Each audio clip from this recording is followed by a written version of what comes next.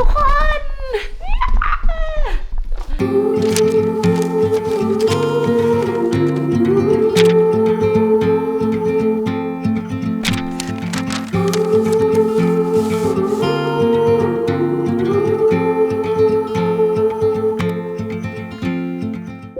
ทุกคนอาจจะงงว่าเฮ้ยแล้วมาทำอะไรที่เกาหลีอ่ะบินมายังไงขอวีซ่ายังไงอยู่มหาลัยอะไรมาทำไม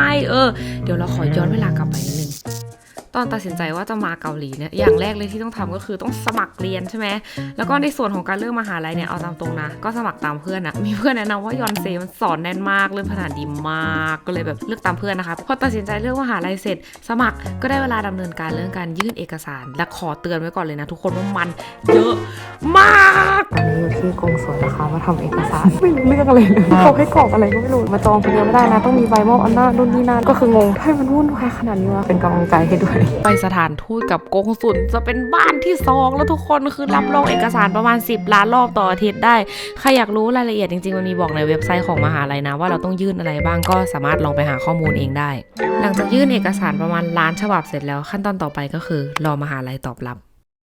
เมื่อวานอ่ะเขาเพิ่งส่งมาบอกเลยว่ายูแบบว่าผ่านสกรีนนิ่งแล้วนะก็คือได้รับเข้าที่มหาลัยแล้วนะคะเดี๋ยวจะทำเรื่องวีซ่าเรื่องอะไรให้เรียบร้อยแล้วก็เดี๋ยวจะบินไปเกาหลีเดือนหน้านะคะขั้นตอนการขอวีซ่าจริงๆก็ไม่ได้ยากแบบที่ทุกคนคิดนะแต่ว่าเอกสารอะเยอะนรกแตกเดินไปกับทุกคนเป็นปึกเหมือนไปยื่นแบบปโทพอยื่นเสร็จแล้วก็ไม่มีอะไรทุกคนรอเท่านั้นถ้าเอกสารเราครบมีเอกสารรับรองจากมหาลัยก็คือไม่มีปัญหาเลยผ่านฉลุยไปเลยจ้า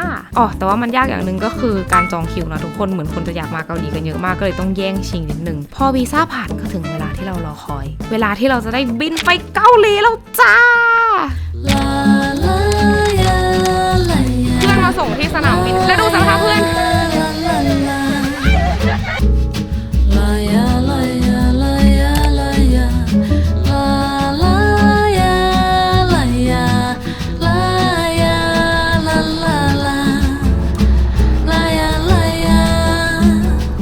ตอนนี้ก็คือกำลังมาตรวจ PCR นะคะทุกคนตอนเราถึงเกาหลีปุ๊บเขาก็จะให้เรามาตรวจ PCR แต่ว่าความพีคก็คือเมื่อกี้นั่งแท็กซี่มาใช่ไหมแต่ว่าลุงแท็กซี่คือขับไปไหนแล้วไม่รู้อะคือหาไม่เจอแล้วของแบบทั้งหมดก็คืออยู่ในรถเขาเอาเป็นว่าเดี๋ยวตรวจเสร็จค่อยว่ากันทุกคนโดนแยงจมูกไปแล้วเมื่อกี้เจ็บโคตรเลยอะคนที่นี่คือแบบทำรุนแรงมากน้ำตาคือไหลที่ไทยคือแบบแยงเบากว่าเยอะนะตอนนี้ก็คือเดินด้วยความหนาวนะคะไปที่แท็กซี่นะเดี๋ยวจะไปที่พักกันเลยสรุปก็คือเจอลุงด้วยดีนะคะเขาไปจอดรอแล้วก็แบบเดินมารับอีกน่ารักมากนะเขาจะพาเรามาตรวจ PCR ตรงจากสนามบินเลยนะคะแล้วก็ค่อยพาเราไปที่พักที่เดียวเลยรูมทัวร์กันเลยดีกว่าเดินเข้ามาปุ๊บใช่ไหมมันก็จะเป็นทางเดินอย่างนี้เข้ามาปุ๊บก็จะมีห้องน้ำชอบตรงนี้มากนี่มันมีแบบโต๊ะกินข้าวใช่ไหมมันมีที่ตรงกลางตรงนี้ว่างๆที่เราสามารถออกกำลังกายได้เตียงใหญ่มากมาเกาหลีรอบนี้ต้องกักตัวทั้งหมด7 วันด้วยกันนะคะการกักตัวของพิมวาก็ประกอบไปด้วยการกินแล้วก็ทำงานอย่างเดียวเลยค่ะทุกคนไม่มีอะไรมากเลยอร่อยมากแต่วันแรกของการเดินทางก็เปลี่ยนจากความสนุกมาเป็นความเศร้าโดยที่เราไม่ทันได้ตั้งตัวคุณพ่อโทรมาบอกว่าคุณปู่เสียแล้วไม่รู้จะรีแอคยังไงเลยคุณปู่พูดกับเราก่อนที่แบบจะเสียเงี้ยแบบโทรมาหาว่าแบบหวังว่าเราจะได้ทำในสิ่งที่เราตั้งใจและหวังไว้ตอนที่เรามาที่นี่อะไรเงี้ยขอให้ทำให้ได้ดีที่สุดเนี่ยแล้วก็คงเป็นเป้าหมายของเราในการแบบเริ่มต้นทริปนี้เลยแล้วกันมั้งถึงแม้ปู่จะไม่อยู่แล้วแต่พิมวาเชื่อว่าปู่จะเป็นกำลังใจและเป็นแรงผลักดันให้พิมวาได้เสมอปู่รอดูนะหนูจะทำให้ปู่ภูมิใจที่สุดในโลกเลย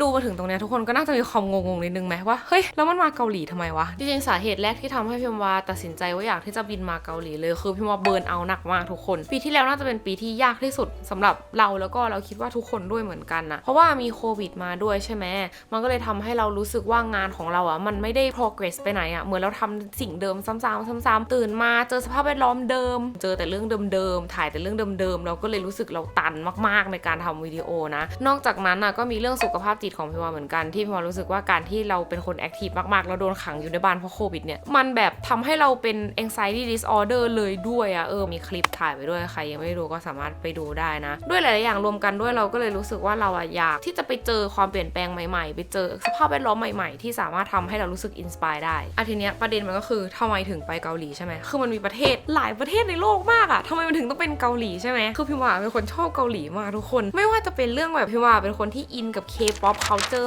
มากๆนอกจากนั้นพี่วาชอบกินอาหารเกาหลีมากชอบแบบอะไรต่างๆเนาะแล้วที่สำคัญที่สุดคือพี่วารู้สึกว่าเทรนด์สุขภาพในเกาหลีมันมาแรงมากทุกคนปีนี้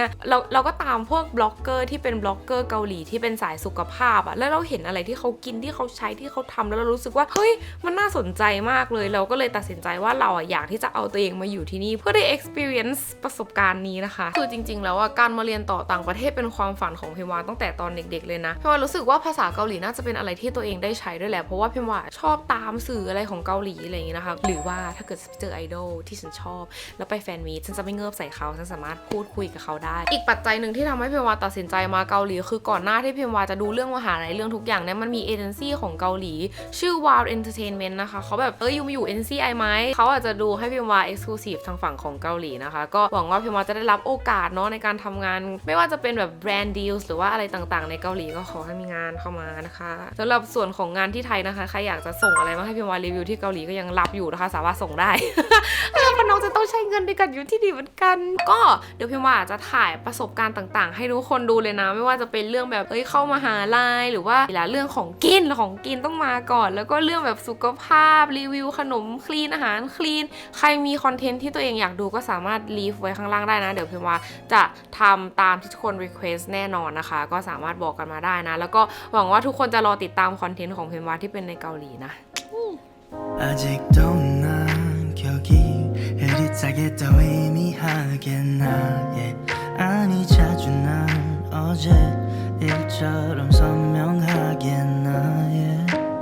กำลังจะบินครั้งแรกในรอบแบบเท่าไหร่วะ2 ปีได้ปะ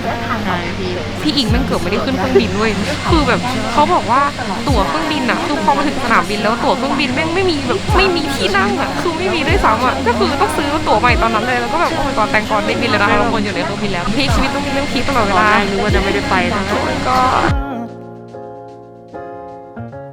คนมันหนาวมากนี่คือแค่ในสนามบินตอนเดินออกมาจากเครื่องก็คือแบบหนาวอะที่ต้องกักตัวอยู่ข้างบนแล้วดูกระเป๋าจะแบกขึ้นไปยังไงอะแม่สู้ๆนะบอกตัวเอง